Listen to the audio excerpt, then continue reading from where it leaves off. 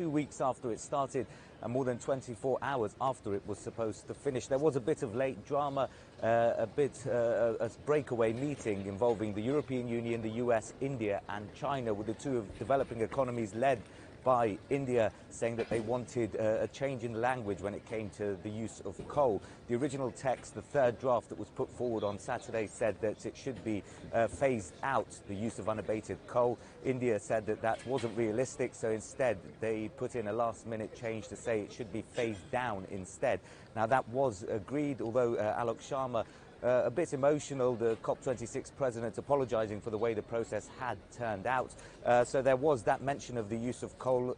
He's called that historic. Remember, this is the first time a UN climate deal has mentioned coal or fossil fuels specifically.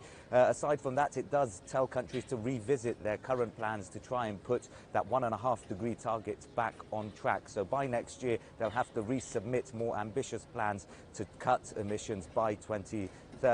And then aside from that, climate finance, as we've been hearing, is the other big sticking points. Poorer countries here, island nations, wanted more help, not just dealing with the costs of climate change in the future, but dealing with the impacts of it now. But that hasn't been fully achieved. They wanted doubling of funding. That $100 billion pledge that was made all the way back in 2009 wasn't met last year.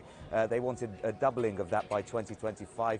Developed nations, the richer ones, didn't quite agree to that, but they did say that they would try and offer more money in the future. So not everyone entirely happy, but with almost 200 countries, it was never going to be a case of everyone going home satisfied. And just what has been the reactions there to this agreement?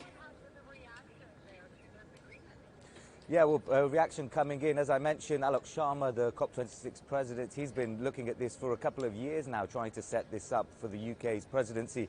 And he says that it has been historic. What we have to look at is the bigger picture here. That's something echoed by John Kerry, who also said this wasn't going to be the finishing line, but, quote, firing the starting pistol. The EU also responding positively to this. Frans Timmermans, its climate envoy, who was here leading the negotiations on behalf of the Europeans, he said that this wasn't perhaps a 24-carat gold deal, but it was an 18-carat gold deal. Now, on the other hand, China, it's going away from this pretty satisfied as well. Xi Jinping brought back in to try and lead these talks. Remember, his personal relationship with John Kerry, very important for striking that surprise deal between the US and China. And from the UN's perspective, this was a success for multilateralism and diplomacy. Here's a bit about what Antonio Guterres, the Secretary General, had to say.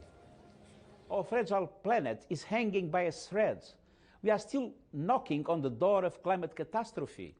It's time to go into emergency mode, or our chance of reaching net zero will itself be zero. Not everyone quite so happy, though. Some poorer nations, island nations, saying they needed much more help, and climate activists as well. There were lots of protests in Glasgow throughout this summit, and Greenpeace says that this is only just keeping that 1.5-degree target alive. Many other groups saying it's not enough, and even the scientists as well. The Climate Action Tracker said if these pledges that have been made here in Scotland over the past couple of weeks, even if they're met, and that's a huge if, then the world is still going to warm by 2.4 degrees Celsius. So some success in Scotland, but plenty more work still to do.